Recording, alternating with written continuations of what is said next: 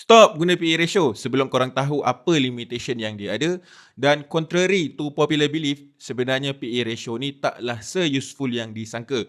Nama saya Fakhrul Nasruddin and welcome to 1.1% Investing. Mari kita mula dulu dengan dissect apakah itu PE ratio. Dalam pasaran saham, untuk kita buat profit, kita mestilah beli saham itu bila harganya rendah dan jual semula bila harganya sudah naik tinggi. Orang kata buy low, sell high. Jadi, kebolehan untuk judge harga sesebuah saham itu tinggi ataupun rendah sangat-sangatlah penting. Dan dalam finance, disiplin ini dipanggil valuation. Bayangkan kita ada dua buah syarikat dan kedua-duanya menjual durian. Syarikat A sahamnya berharga RM1 dan syarikat B pula harga sahamnya RM5. Dan kalau saya tanya, syarikat mana yang lebih murah? Secara logiknya mestilah kita akan jawab syarikat A sebab syarikat A hanyalah RM1.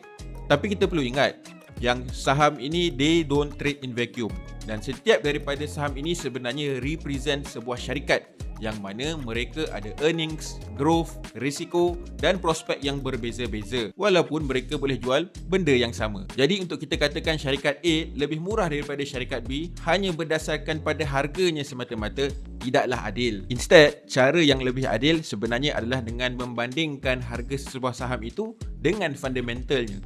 Dan cara yang biasa digunakan oleh investor adalah dengan membandingkan harga dengan keuntungan yang dijana syarikat tersebut, ataupun nama lainnya earnings. Dan inilah PE ratio. Basically kita ambil price per share dan bahagikan dengan earnings per share. Lagi tinggi ratio ini, lagi mahal lah harga saham tersebut. Lebih rendah, lebih murah. So berbalik kepada contoh kita yang awal tadi, syarikat A dia menjana earnings per share sebanyak 10 sen sesaham, menjadikan PE ratio-nya 10. Manakala syarikat B pula menjana earnings per share sebanyak RM1 sesaham, menjadikan PE ratio-nya 5. Bila kita bandingkan kedua-dua saham ini dari sudut PE ratio, maka jelaslah yang syarikat B sebenarnya lebih murah berbanding syarikat A. Kalau kita nak fikir dengan lebih intuitif, syarikat A kita perlu bayar RM10 untuk setiap RM1 earnings yang dijana, manakala untuk syarikat B kita hanya perlu bayar RM5. Maka of course lah syarikat B lebih murah jika dilihat daripada perspektif tersebut. So kita dah tengok apa itu PE ratio dan bagaimana cara untuk kiranya. Kita tengok pula bagaimana usually ratio ini digunakan. Seperti yang saya katakan sebelum ni, tujuan kita guna PE ratio adalah untuk judge semurah mana harga sesebuah saham itu relative to its peers, berbanding dengan peer-peernya. Katakanlah kita ada sebuah list yang menyenaraikan PE ratio setiap syarikat dalam Bursa Malaysia. Since lagi kecil PE ratio lagi murah, boleh tak kita beli sahaja syarikat yang berada di senarai yang paling bawah? Sebelum kita kata ya, fikir lagi sekali. Ingat ya, kita gunakan PE ratio ni untuk buat perbandingan yang adil di antara harga-harga saham. Jadi subjek perbandingan kita pun kenalah adil dan comparable. Sebab yang kita cari adalah saham yang lebih murah berbanding dengan its peers, bukan dengan mana-mana grup sahaja. Kita tak nak compare durian dengan apple, tapi kita nak compare durian dengan durian. Jadi instead of pukul rata saham-saham itu tadi, ada beberapa cara yang lebih tepat untuk kita buat comparative analysis. Pertama, kita kenalah compare syarikat kita dengan syarikat lain yang berada dalam sektor yang sama. Contohnya teknologi dengan teknologi. Tak bolehlah compare syarikat dalam teknologi dengan syarikat dalam airline, dalam telecommunication ataupun dalam media. Dia bukanlah durian tu durian. Ataupun kalau kita nak lebih precise lagi, comparekan syarikat dengan syarikat dalam subsektor yang sama. Sebab dalam sektor pun kita ada grouping yang luas. Sebagai contoh, dalam syarikat teknologi, kita ada grouping software, kita ada grouping semiconductor, kita ada grouping machinery dan equipments. Malah dalam grouping semiconductor sendiri pun masih banyak lagi pecahan seperti ATE, OSAT dan sebagainya. Poinnya adalah kita nak buat comparison durian tu durian. Bila mereka berkongsi sektor yang sama, setidak-tidaknya mereka berkongsi business model yang lebih kurang sama. Kemudian cara yang lain yang kita boleh guna adalah dengan buat comparison di antara syarikat dan juga dengan sektor ataupun subsektor average. Bukan di antara satu syarikat dengan satu syarikat lain, tetapi satu syarikat dengan sekumpulan syarikat yang lain. Dengan cara ini kita boleh tahulah macam mana syarikat kita ni, how do they rank di antara average sektor tersebut. Ada above average ataupun below average. Ada juga cara yang lain, iaitu dengan mengcomparekan di antara PE pada waktu sekarang dan juga PE pada waktu lepas untuk syarikat yang sama. Ini dipanggil comparison by time. So ini adalah cara yang lebih robust kalau kita nak buat comparative analysis menggunakan PE ratio untuk mencari harga saham yang lebih murah.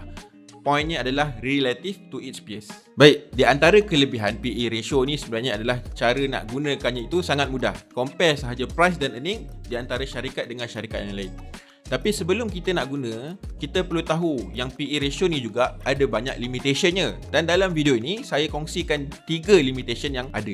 Yang pertama, PE ratio ini kebanyakannya dikira menggunakan backward looking information. Apa yang saya maksudkan adalah E di dalam calculation itu, earnings itu biasanya adalah earnings yang telah dijana. Dan ini kadang-kadang boleh menjadi berbahaya kalau kita nak gunakan untuk judge harga dalam pasaran saham. Sebab harga kebiasaannya berubah-ubah mengikut faktor forward looking, perkara-perkara yang memberi kesan kepada earnings pada masa akan datang. Maka kalau kita guna PE ratio berdasarkan backward looking, ada risiko yang judgement kita itu tidak tepat dan outdated. Jadi alternatif lain yang kita boleh guna adalah forward PE ratio, yang mana earnings itu adalah earnings yang kita perlu forecast. Cuma bila kita nak gunakan forward PE, kita bukan sahaja perlu forecast earnings syarikat itu, tapi kita juga perlu forecast earnings syarikat yang kita nak comparekan, dan to a certain extent forecast earnings untuk sektor ataupun subsektor tersebut. Dan benda ini tak mudah unless lah kalau kita ada information dan juga data yang mencukupi. Jadi untuk pelabur yang biasa, saya rekomenkan gunakan sahaja backward looking PE ratio, tapi kita perlu berhati-hati. Jangan rely sepenuhnya pada ratio tersebut. Yang kedua, PE ratio hanyalah membuat perbandingan di antara harga dan satu faktor fundamental sahaja, iaitu earnings.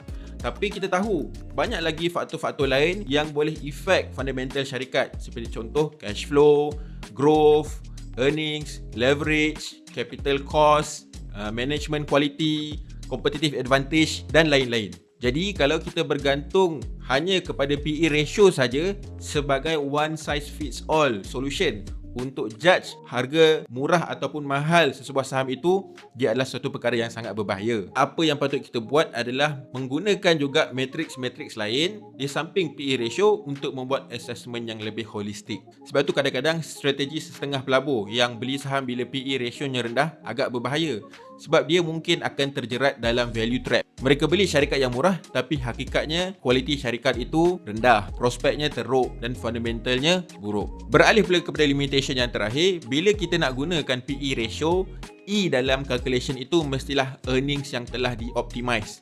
Maksudnya earnings itu tidak boleh negatif ataupun unstable. Kalau tidak, PE untuk syarikat yang tidak optimize itu akan berubah dengan drastik dari semasa ke semasa, dan ia tidak sesuai digunakan sebagai alat untuk perbandingan. Secara tak langsung, PE ratio ini sebenarnya limited penggunaannya kepada syarikat-syarikat yang earningsnya dah matured.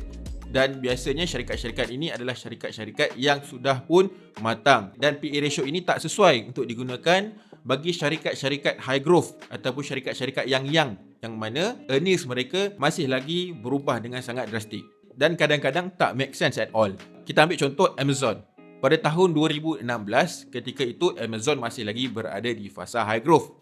Dan kalau kita tengok PE ratio-nya pada waktu itu adalah 500.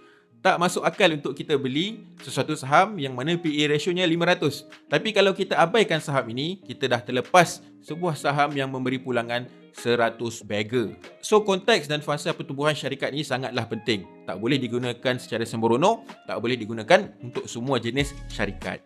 So sekarang korang dah tahu lebih dari apa yang cukup untuk mula gunakan PE ratio ni dengan confident. Kelebihannya adalah pada cara untuk menggunakannya sangatlah mudah, but keep an eye pada limitation yang ada supaya kita boleh buat comparative analysis yang lebih baik. Thank you for watching and I see you in the next video.